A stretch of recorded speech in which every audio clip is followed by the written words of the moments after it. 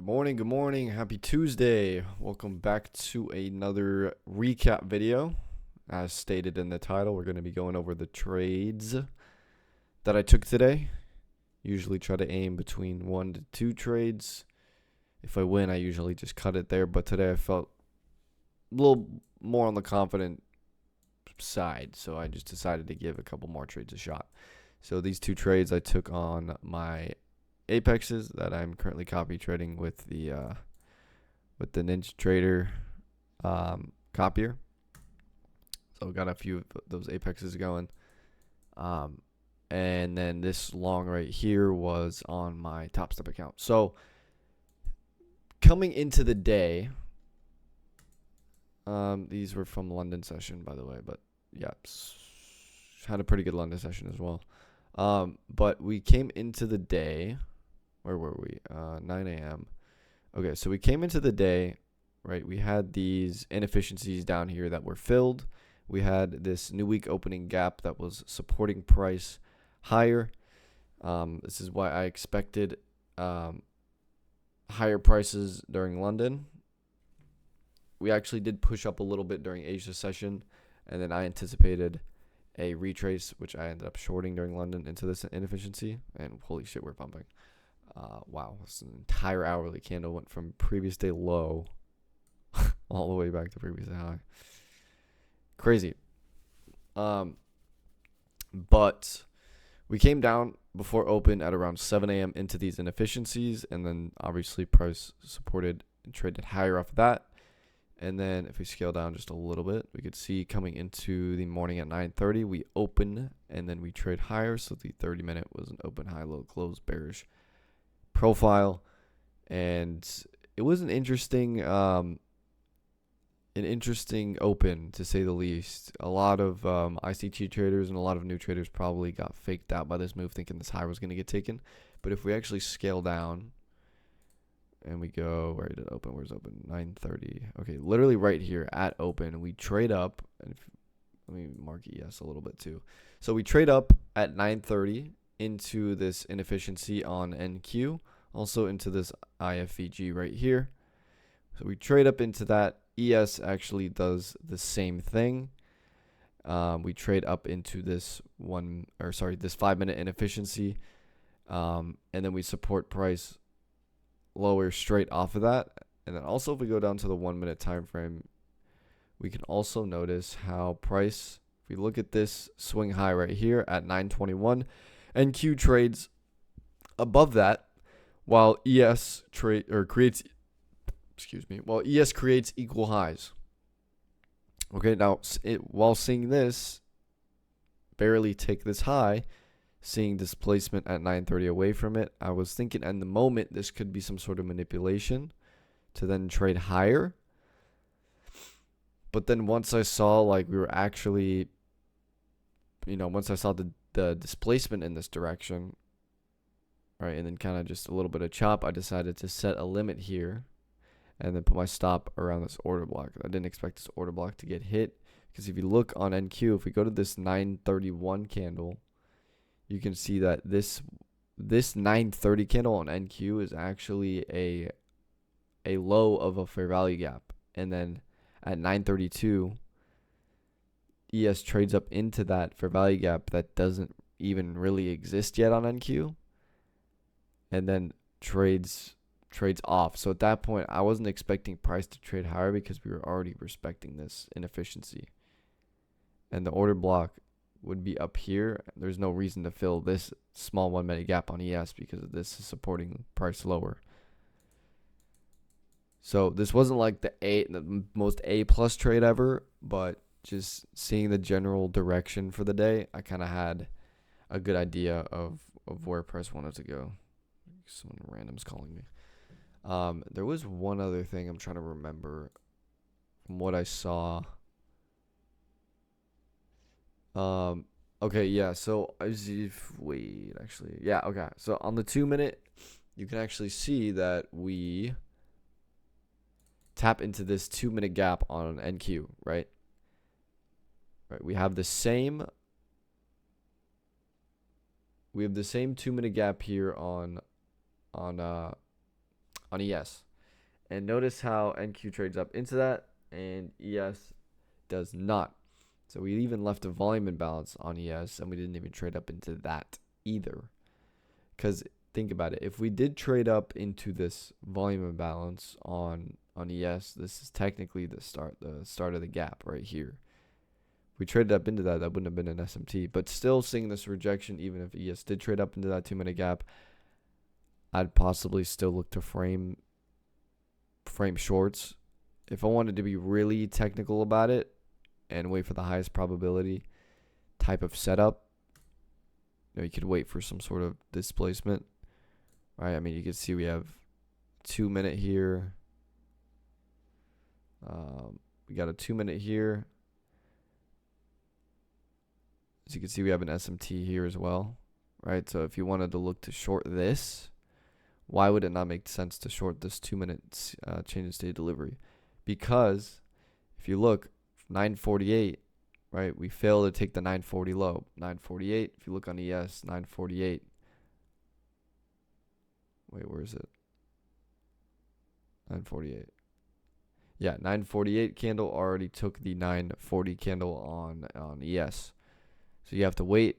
Price generates more liquidity. We trade up into this. We create equal highs on the actual mini chart. And then we get that change in state of delivery right here at 956. So 959 is when the next 3-minute candle opens. So 959 here. I mean, there really is no entry at that point. And then price just trades straight down. And then if we look over here at this bottom, this was the previous day low. And then if we look over here as well, I marked this was a prominent swing low on like a 5-minute. Right, prominent swing low. And then we have this 5-minute gap in here. If we go on the 1-minute as well, we can notice that it's also a swing low as well. So we actually trade into that. Right, we trade into that, hit the -2 deviation to the tick, trade back up. Reason as to why, oh wait, never mind, hold on. Okay, yeah.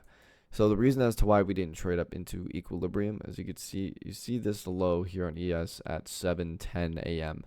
That same low on NQ was treated as, I guess, resistance, because on here we created equal highs, but on the, or actually no, we didn't. Yeah, as you can see here on MNQ, we don't take this high at 10:01, but on the NQ chart we do take it. So this candle at right here, are these two candles trading up into this 710 level. This is your, I mean, technically it's a breaker, because you have a down close candle followed by an up close candle while displacing through it, trading back up into it.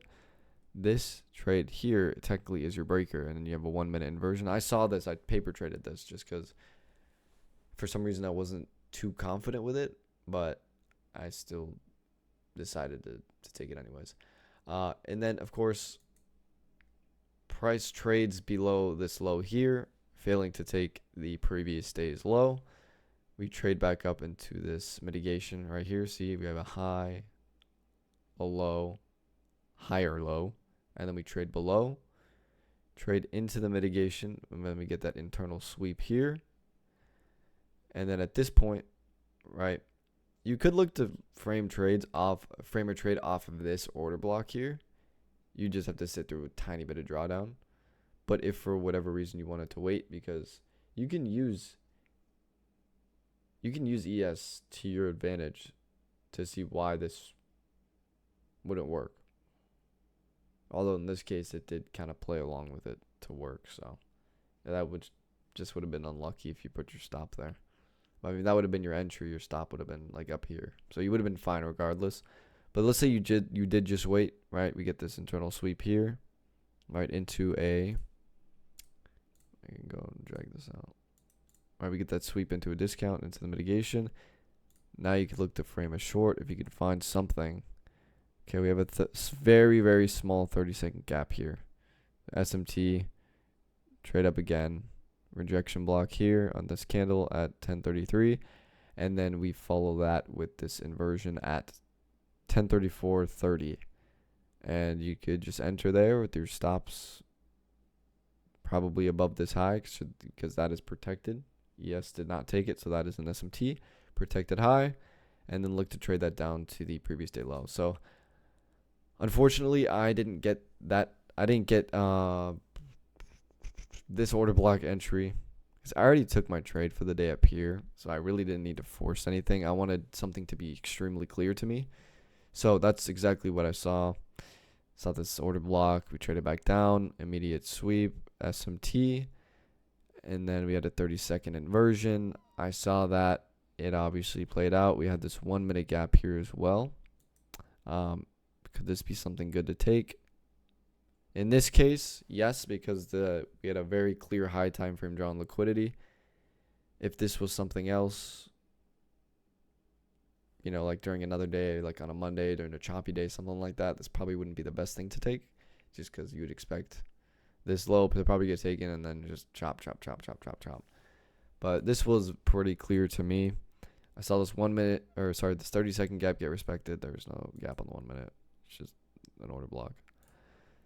But I saw this gap get respected. Where is it? Right here. And then we traded below. We got this changes dated delivery, I guess you can call it that, at 10:39.30. And then we created this order block. I saw price come down, take this low, but it didn't really matter to me because the drop was still lower. In some other cases, if we do end up taking a low before entering or whatever I want to do, I usually will just not take it because the probability of it happening is a lot lower, so don't want to put the risk on. But anyways, we traded up into that order block. I shorted that and then took a small scalp down to that previous day low for about 14 points. So something pretty easy. And then the last trade that I took was also pretty simple. Drop my phone. Last trade was also very simple. We had the previous day low swept on NQ, and then we also had the standard deviation of the 2.5 line up with the previous day low. And then if you also look on the 5-minute time frame, you'll notice that previous day low was not taken on ES. So we have the deviations as one confluence to line us up to go long. Previous day low swept, as well as an SMT along with that. So 3 confluences lining up to tell you that we want to go up and take whatever liquidity is left, basically. And then to the left over here, obviously that low wasn't taken either. So previous day low was taken. And then we get an immediate displacement. There is a 1 minute gap on the mini chart, but I was looking at the 30-second here. And I saw this 30-second get inversed, right? Anticipatory breaker model here. Enter on the 30-second. It was a very non-convincing close, but I just decided to take it anyways. It was a tight stop, 10 points. And then we had equal highs up here on NQ. I just marked this purple line as the same equal highs. And then I ended up taking the trade up to the equal highs. Nice 1 to 4. So 1 to 4 here. 1 to 2 there. So 6R on the apexes today. And then 4R on the top step, which is pretty good. So great day today. And then as you can see, obviously you have your equilibrium of this range, which is here and lines up with the 1.5. We just rocket through that, and I don't even know where the hell we're going now, to be honest. But yeah, -3 was hit perfectly. We came back up and took the London highs. All right, it was a very interesting day. A lot of people were expecting this around open, but this whole move here was our manipulation for the morning, and then here's our real move. So shorts did make sense. You know, why long when we're respecting this gap? You just think logically when you trade. That's what I do, and it makes sense for me. But yeah, that's pretty much it. I hope that made sense for you guys. I try to explain it in, the best way I can possible. Right? Oh yeah, and also if you look here, this is another standard deviation that I had marked out from before. So there's our manipulation, right? You see we trade to take this liquidity. Trade to the 1.5. We missed this -2 deviation, and I had this marked out from earlier.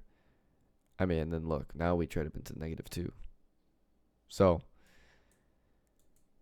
you just kind of have to be watching this and just look and see, okay, we have a high here as well, right? All these like confluences kind of telling us where price wants to go.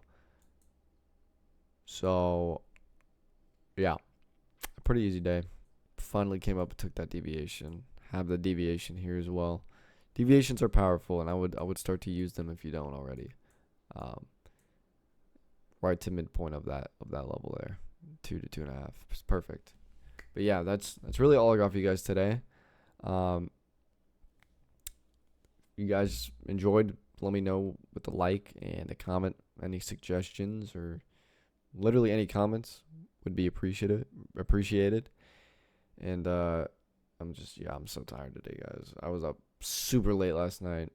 I'm surprised that my brain even was able to function to take these trades today, but hey, we did it. So yeah, that was pretty much it. Also make sure to go and check out the video, how to find draw on liquidity.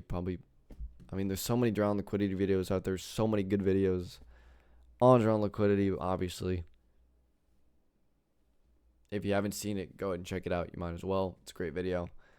But with that said, I'm going to probably go take a nap. I'm going to edit this video, post it, and then probably go take a nap and then go hit the gym. So, yeah, that's all I got for you guys today. I'll be back with you guys tomorrow, hopefully, if I do take a trade, with another trade recap. And, yeah, I'll leave you guys to do your own thing. Hopefully, you guys had a good day today, preserved your capital, didn't blow any accounts or anything like that. But, yeah, I'll see you guys very soon. Peace.